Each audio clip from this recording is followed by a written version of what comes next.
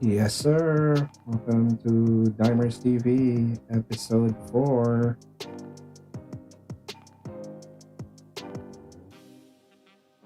Sir. So, for today, we'll be having our live stream for the NBA Draft 2021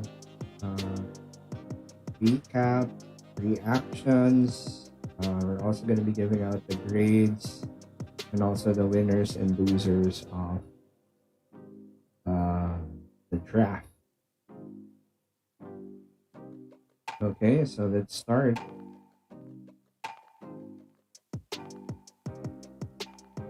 Again, welcome mga ka-dimers sa ating episode 4. Again, bago tayo magsimula, ito yung courses. Kaya din nung sa mock draft. Ito din yung mga kinuhanan natin ng courses. Ayan. So, bago tayo punta dun sa recap nung nangyari sa first round and then mention some of the notables. Simulan muna natin with top 10 draft stories. Okay, so these are the top 10 stories. Awesome! Well, this is for us. Ito yung top 10 stories ng draft. So, simulan natin with number 1. Yes, in number 1, it's the Terrence Clark tribute. Yan, makikita natin yan mamaya. This was probably the best moment dun sa draft. Yung kay Terrence Clark. Awesome! Alam naman natin yung nangyari. Got into a car accident a few months back. Habang nag-training at nag-prepare for the draft. He was supposed to be a lottery pick or if not, a surefire first round pick. Siguradong surefire first round pick siya. But then, ayun nga, ng tragedy. And then, ayun, he wasn't able to make it anymore sa draft. And sobrang okay yun that the NBA was able to find a way para mabigyan pa rin ng tribute si Terrence Clark. Okay, yun yan. It came in the form ng parang ginawa din kay Isaiah Austin before that he was still drafted into the NBA. Nandun yung kanyang mom, nandun yung kanyang kapatid. Ayun, sobrang emotional ng moment and it was definitely the best moment during the draft. And then number 2, ayan, mas pag-uusapan natin siya in-depth mamaya. Russell Westbrook traded to the Lakers. That was the big story. No? Blockbuster trade as the Lakers acquired Westbrook for Kyle Kuzma, Montrezl Harrell, KCP, and their first round pick, yung number 22. Okay. And then at number 3, of course, Cade Cunningham going number 1. I think wala naman naging issue doon, wala naman naging surprise doon. He was the consensus number 1 coming in. And yun, true enough. Si Cade Cunningham went number 1 to the Detroit Pistons. Si Cade has superstar written all over him. Talagang he looks legit. And then at number 4, Jalen Suggs ending up in Orlando while Scottie Barnes goes to Toronto. That was really the first surprise pick dun sa draft. Everyone thought Jalen Suggs will be going to the Raptors to be their next franchise point guard, and then all of a sudden, they drafted Scottie Barnes. While si Suggs, on the other hand, ended up sa Orlando, even though they have a plethora of guards already. Pero wala naman tayong magagawa. Jalen Suggs was just too hard to pass up sa point yun na magic. Parang hirap naman mag-pass kay Jalen Suggs kung nandun naman siya. And then of course, number 5, nabanggit na rin ko kahapon, si Brandon Boston Jr. Fell all the way to number 51. Well, a lot of people said hindi naman nga daw siya mapupunta sa first round. It's expected because of the way he played sa Kentucky. But no one thought that he'll go all the way down to 51. Wala naman ding nag-akala nun na babagsak siya papunta ng 51. So definitely the Pelicans got themselves a heck of a talent, no? Just a few months back, bago nag-start yung NCAA season, Brandon Boston was projected to be a top 3 pick. So just imagine that a projected top 3 pick who struggled in his one and done falls all the way to 51. To the Pelicans. So definitely for us, he's the steal of the draft. And then at number 6, National Player of the Year Luka Garza gets drafted at 52 by the Pistons. Ang daming doubter si Luka Garza. He's the reigning National Player of the Year from Iowa. Even though he was a monster at the college level, a lot of people are saying he's gonna struggle in the NBA because of his slow feet. Well, tama naman sinasabi ni Mike Schmitz, no? It all depends on how he will be able to guard the pick and roll. If he can guard the pick and roll, then he'll get some playing time. If he doesn't, then yun na nga. He will surely get benched kasi he will be a liability on the defensive end. And then at number 7, the Houston Rockets. You all know what happened. Last year, they traded away Russell Westbrook. They traded away James Harden. They had a super draft headlined by Filipino-American Jalen Green, who went number 2. The Rockets ended up with 4 first-round picks. Ang pinakamaganda doon, yung lahat ng mga nakuha nilang picks, iba-iba yung position. So that's a great way to jumpstart your rebuilding process. And what a way to start it off with a potential franchise player in Jalen Green. And then, of course, at number 8, another one who fell all the way down is Sharif Cooper. In our mock draft, if you were able to catch our mock draft, we projected Sharif Cooper to go in the first round. He fell all the way to 48. Ironically, he will be going to the Atlanta Hawks, kung saan magiging kakampi niya si Trae Young. No, bakit may ganong comparison? Because si Sharif Cooper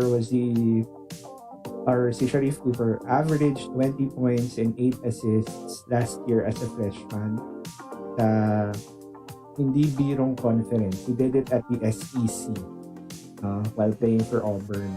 The only player who did that as well, Trae Young. And now they'll be able to Sharif Cooper will now be able to learn from Trae Young because he will be going to the Atlanta Hawks.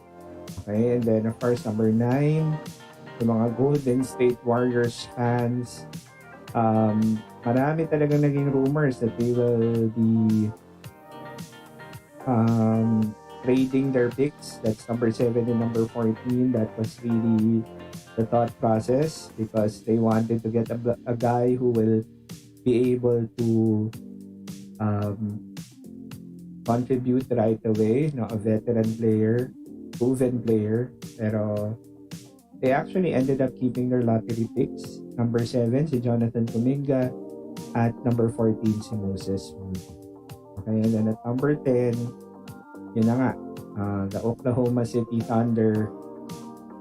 Alam na natin yung story sa kanila. They have like 1 million first round picks or draft picks in the coming joke lang. 1 million picks or lots of picks in the coming 8 years. Nadagdagan pa because they were able to make some deals that would or that gave them even more picks in the future. Okay, so those are the top 10 stories of the draft. Let's now go to this one. Ayan. So, ito yung big trade kahapon. Russell Westbrook going to the LA Lakers. This was reported by Shams and then eventually by Woj. Alam na natin yung complete details that Westbrook, together with two future second rounders from the Wizards, was acquired by the Lakers as they gave up Kyle Kuzma, Montrezl Harrell, KCP, saka yung kanilang first round pick, number 22.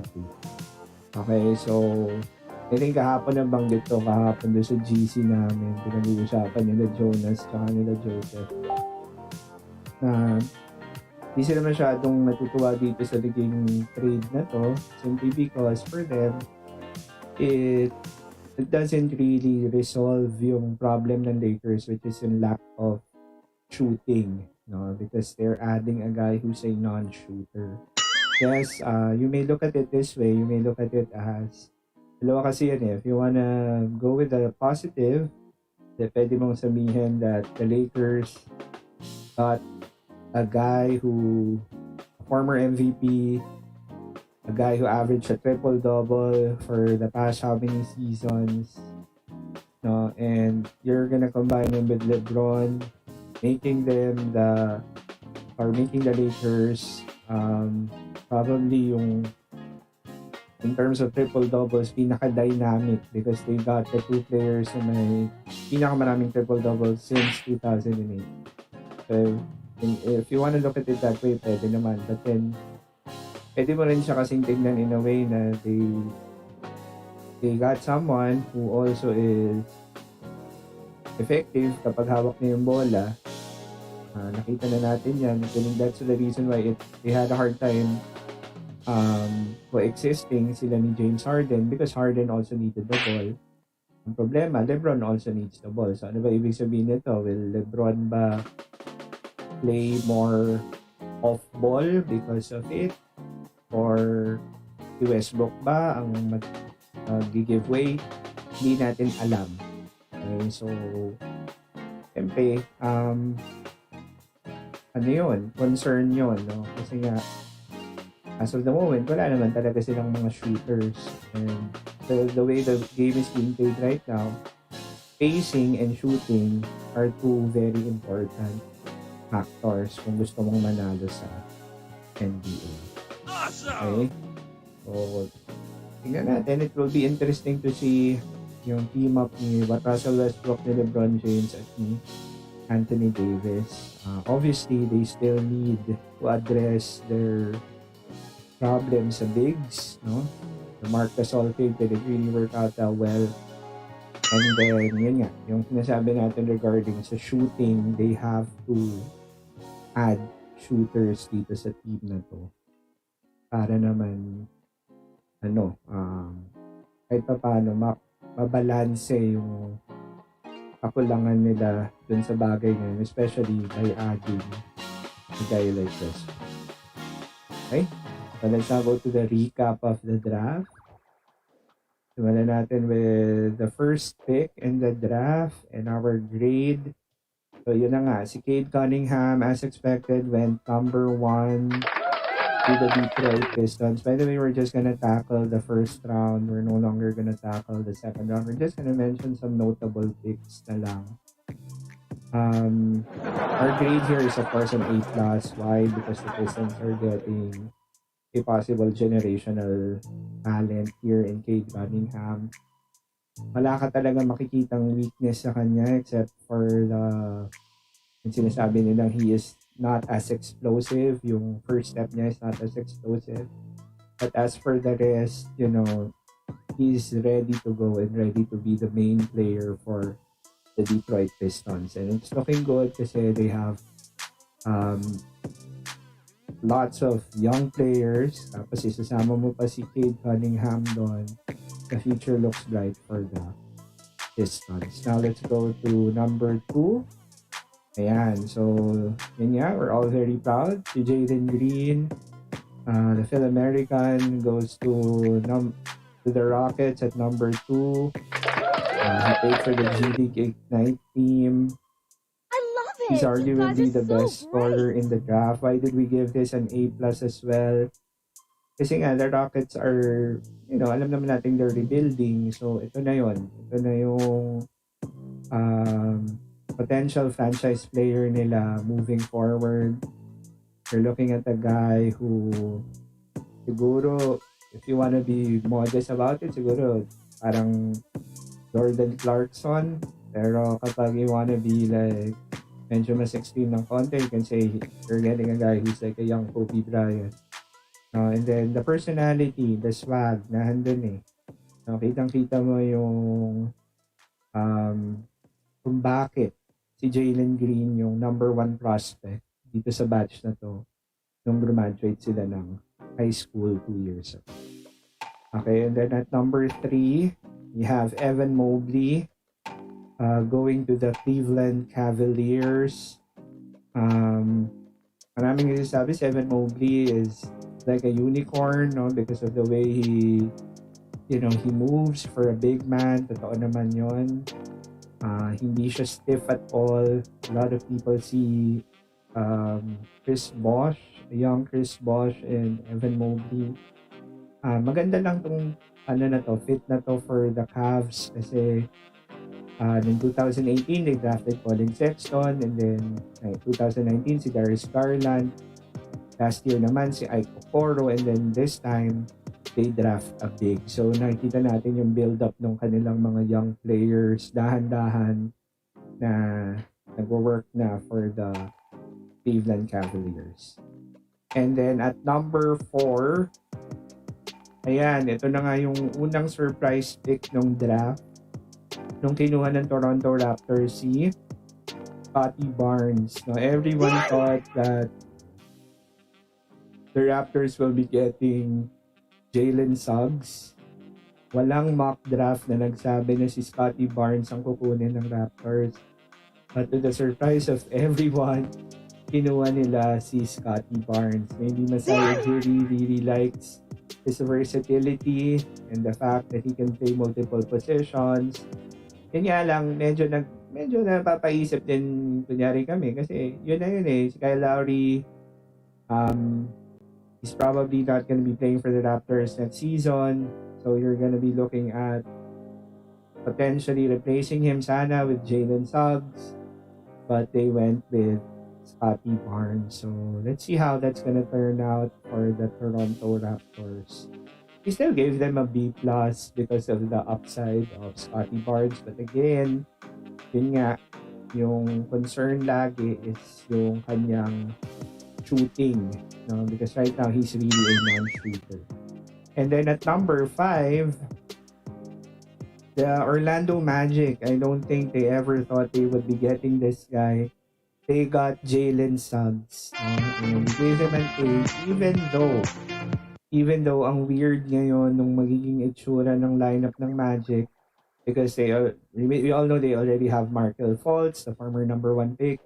They drafted Cole Anthony, they acquired RJ Hampton, and then now you're gonna add Jalen Suggs. You don't really know how all of those things are gonna work out.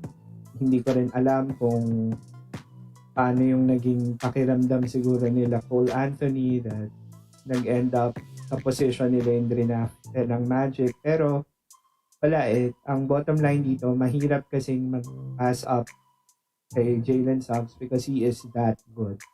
I think more than anything, just imagine, he's a freak athlete. Pinagpilian niya kung magbabasketball siya or magfo-football siya. Ganun siya katinding athlete. He could have chosen football and probably be in the NFL as well someday. So, ganun katinding athlete si Jalen Suggs. Ang hirap mag-pass up on a guy who has elite vision. Grabe yung court awareness. Tapos, yes, yung 3-point shooting needs to work. Needs to improve a little bit. Pero, hindi naman siya a bad shooter whatsoever. And then, he led Gonzaga to an almost perfect season as well. And then, at number 6, ito na. Yan na. Diyan na nagkagulatan, no? Kasi wala, we didn't know na ganun pala ka-high talaga si Sam Presti kay Josh Giddey. We know Josh Giddey can play. He's 18. He was like a walking triple-double sa NBL. Pero I think everyone, including me, was surprised that he went at number 6. Pero well, apparently, talagang high si Sam Presti kay Josh Giddey, even though he's listed as a small forward or a two guard. For those who have seen him play, you know all his point guard instincts. No? So, let's see how he will translate into the NBA. Well, ang OKC naman is in full rebuild mode, so Giddey will have all the chances in the world to prove what he can do in the league. And then at number 7, ayan na nga, the Warriors select Jonathan Kuminga, yung kakampi ni Jalen Green sa G League Ignite team. He was arguably the second best player in that team. I gave them an A because of what Kuminga can bring to them eventually. Ang ganda ng mga foundational pieces na ng Warriors. No? They had James Wiseman last year. Now you add the Kuminga. Those are pieces that you can develop and eventually be franchise cornerstones later on. Siyempre, Kuminga is still kind of raw right now, pero you're looking at a guy who has massive potential, especially like he's still 18, I think, at right now. Parang magna-19 pa lang yata si Jonathan Kuminga. Okay, and then at number 8, the Orlando Magic had their second top 10 pick, and they used it to draft Franz Wagner from Michigan. Okay, so kapatid siya ni Mo Wagner, by the way. Sabi nga dun sa mock draft, he wasn't as he's not as athletic as you would want him to be, pero he does things very well because of his high basketball IQ. He's not a guy who will siya yung tinatawag nila, you don't need to run plays for him, pero he can still be effective. And I think that will be a nice addition dun sa Magic, given the fact na meron naman na silang mga horrors, no? Wagner will be a great addition. Gonna bring a lot of the intangibles. And then, yan, yung team ni Mainman Kevs in Sacramento Kings, I think they also didn't expect na makukuha nila si Davion Mitchell. Yes, he wears the same number, he has the same last name, and he plays a lot like Donovan Mitchell as well. Okay, we gave the Kings an A simply because they're getting a guy who was the best player in the national championship team last year, the Baylor Bears. A guy ni Donovan Mitchell, this guy just knows how to play. Very explosive. And yun eh, parang just imagine he and De'Aaron Fox playing together.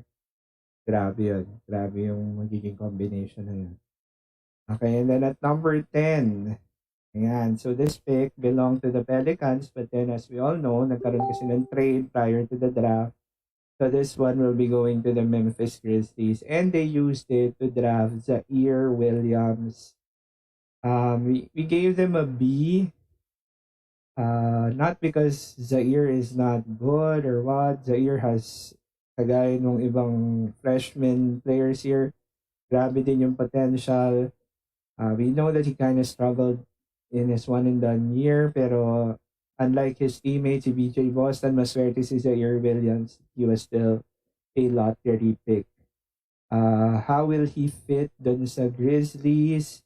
Well, he'll be adding more athleticism dun sa wing position nila. Parang ang ganda lang isipin na he'll be playing with guys like Brandon Clark, diba? Sobrang athletic na. May mga Ja Morant ka pa na guards. It's a great value pick for the Grizzlies. So, still gave them a B because as of the moment, baka si Zaire Williams will still need some time to really develop. No? Medyo masyado pa siyang skinny right now at only 185. And then, How about the Charlotte Hornets? Now, last year they got the Rookie of the Year in LaMelo Ball, and this time at 11, they landed James Bouknight, who is a perfect player to play with LaMelo Ball. LaMelo being the unselfish, exciting passer, playing with a James Bouknight who's a. And then at number 12, ito na yung isa sa mga grabing nagulat ako talaga. Nagulat kami. Nagulat lahat that the San Antonio Spurs at 12 decided to go with Joshua Primo. Again, nothing against Joshua Primo. He's very young. Sabi nga natin, great size at 6'6".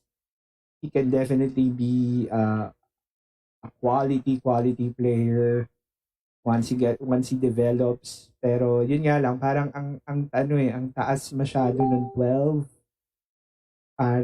kasi I mean, we projected Primo as a second rounder, no? I think kung maalala ko ng tama, parang number 32 yata namin siya nilagay sa mock draft. So nagulat ako na kinuha siya ng Spurs. Pero siguro they really saw something that they like in Primo, na willing silang gamitin yung kanilang lottery pick to get him. Okay? And then at number 13, we have the Pacers drafting Chris Duarte. We gave them a C+, not because Chris Duarte cannot play. He's a guy who's 24 already and can really contribute right away. Pero yun din yung problem namin with that. Kasi nga, he's 24 already. So, he's 5 years older than most of these lottery picks. And then at 14, yan, si Moses Moody from Arkansas going to the Warriors. Great pickup as well. Pagka parang Kelly Oubre din kasi yung datingan niya. More than anything, if you have guys like Clay and Steph, you would also need a guy who will be athletic to defend the other wings of the opposing team. At yun yung madadala ni Moses Moody dito sa Warriors. And then, ang maganda pa, hindi lang naman siya basta sa defense magaling. I mean, offensively, he's also very capable. And then next, after ng lottery, ito na, definitely an A+. When the NBA decided to give a tribute para kay Terrence Clark. Rest well, young king. This guy would have easily been a lottery pick if not a surefire first round pick. Sobrang ganda nung ginawa na to ng NBA. Giving Terrence Clark this moment. Na-experience nung mom niya, ng mga kapatid niya. Sobrang, definitely the best moment itong 2021 draft. Yan. Sayang lang talaga kasi grabe, Clark would have been a heck of a player in the NBA. And then, after the lottery, ito na, at 15, we have the Wizards. They drafted Gonzaga's Corey Kispert.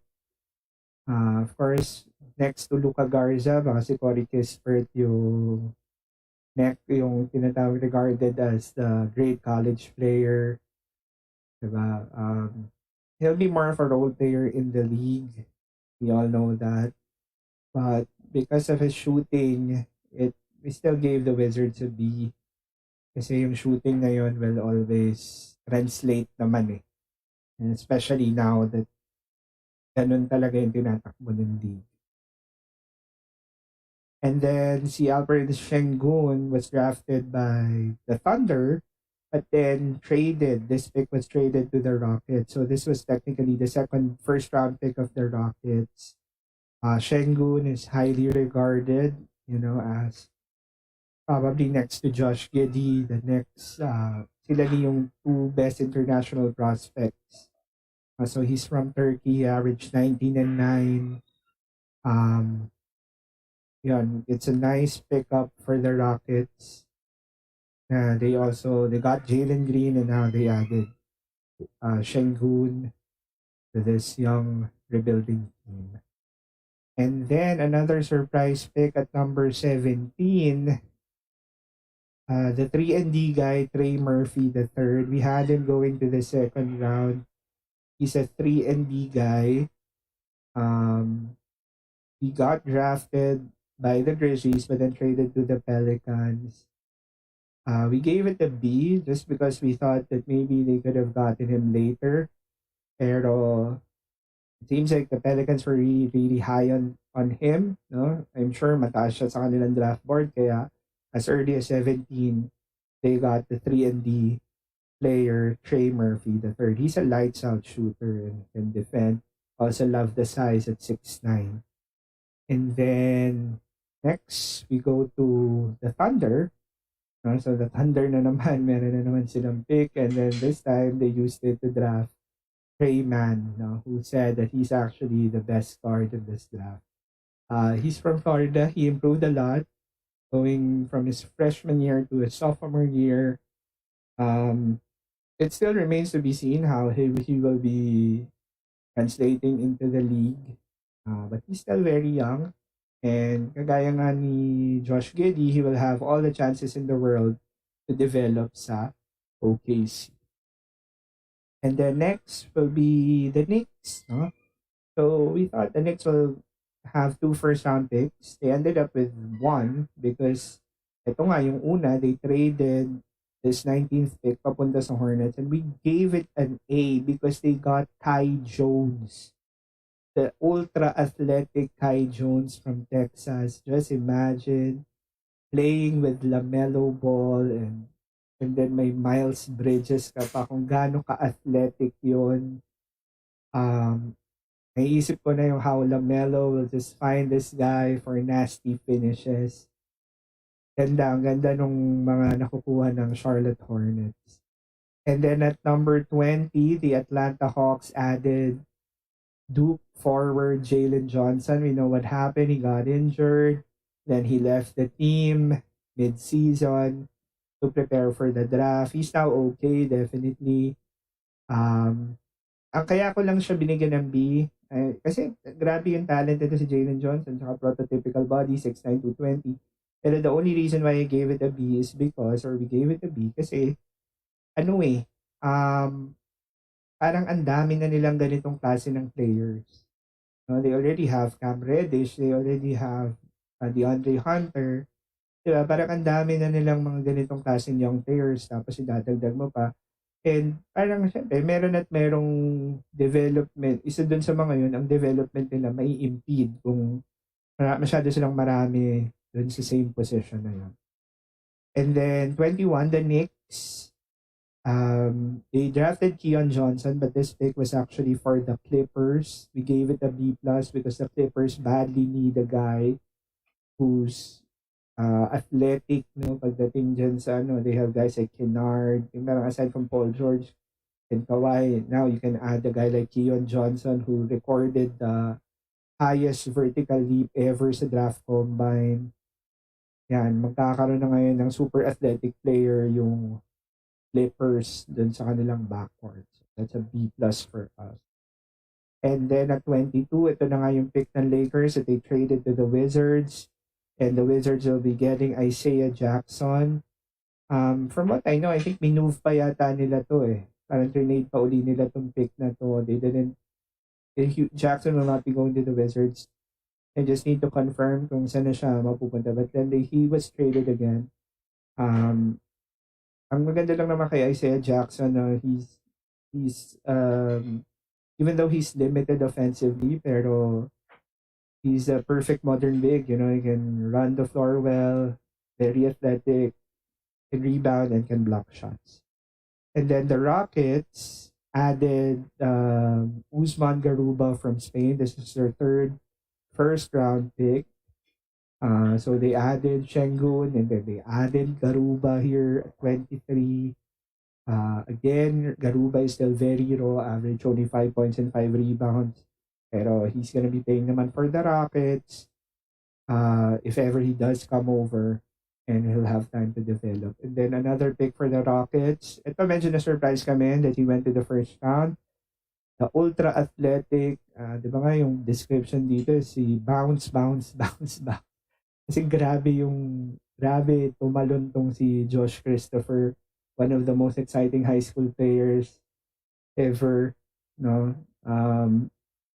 And he'll be teaming up with Jalen Green. Parang sobrang exciting yun makita na silang dalawa magkakampi. He was taken by the Rockets at 24. He gave it a B because Christopher, kailangan pa rin niya ma-develop. Raw pa rin si Christopher just like what we saw dun sa kanyang first year sa college. But then again, kung mapupunta ka naman sa team that will allow you to develop, wala namang problema dun. And then, ito yung magiging player ng New York Knicks. Yan, sa aming kasamahan na si Sir John Mangotara, na big-time New York Knicks fan. Shout out also to my former classmate, Miguel Estepa, who's also a Knicks fan. They will be getting Quentin Grimes from Houston. He was the top scorer during the draft combine. The guy can shoot. And that's something that the Knicks will need, especially if you have a guy like Randall, then gonna command a lot of the double teams, and then you can dish it out to a guy like Quentin Grimes. And then at 26, you have Nashawn Highland. He will be going to Denver.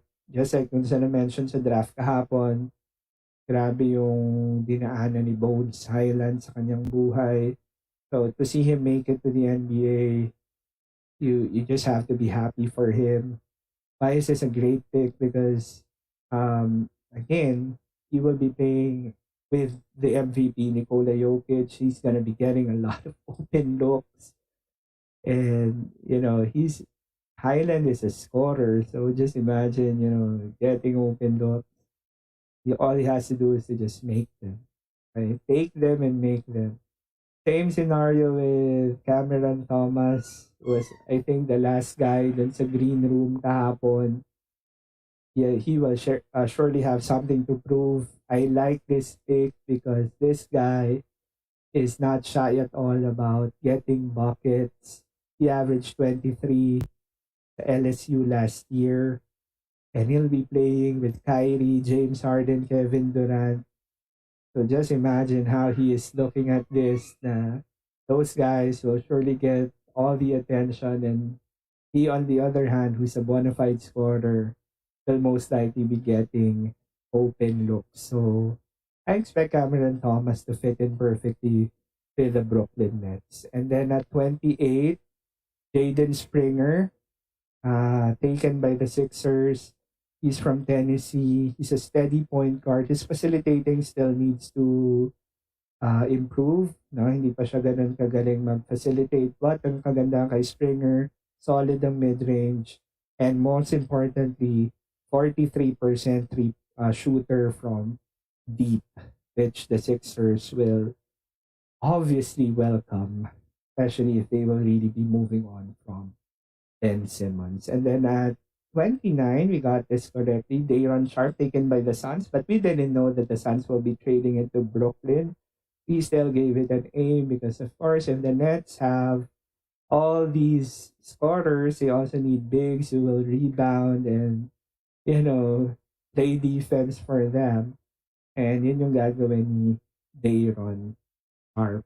And then lastly, dito nagulat kami when the Spaniard Santi Aldama from Loyola, Maryland was drafted by the Jazz, and this pick will be going to the Grizzlies. We gave it a C plus because we didn't even include Aldama in our mock draft, so we were really surprised. Pero siguro the Grizzlies are high on the Spaniard and what he can bring. So let's see how he will fit dun sa Memphis Grizzlies. Okay, so that's it. That's the end of the first round. So, sino yung mga notable second rounders? By the way, banggitin na natin yung mga naging notable second rounders natin. First, si Yun nga, nabanggit na natin kanina, Sharif Cooper went down to 48, no? All the way down to 48. Then mapupunta siya sa Hawks. I'm also looking forward din yan kay BJ Boston, who will be going to the Pelicans.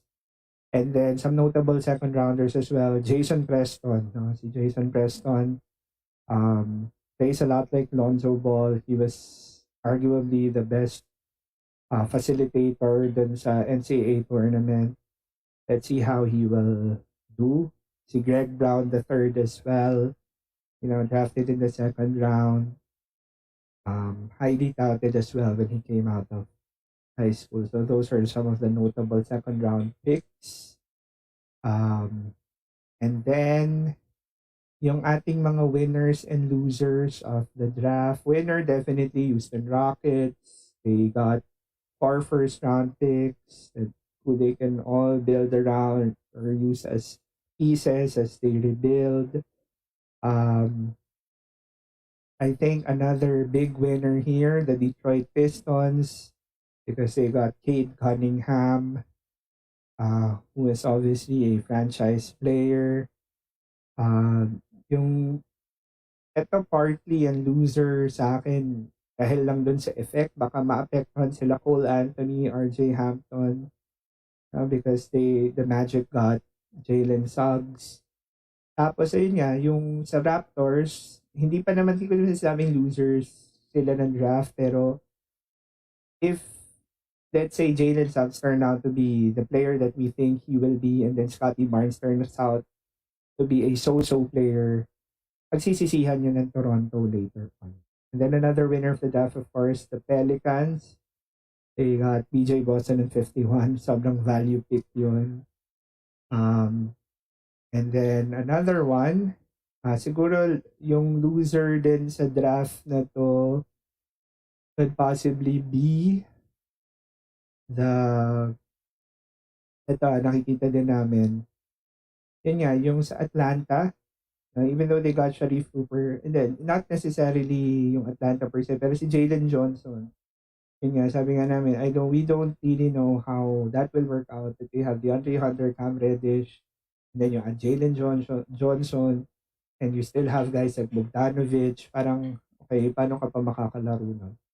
Okay, so those are some of our winners and losers ng draft. Okay, so that's it for our episode 4 on the NBA Draft 2020. Okay, so see you again next time. This is J.I. Dimes. Keep safe, everyone.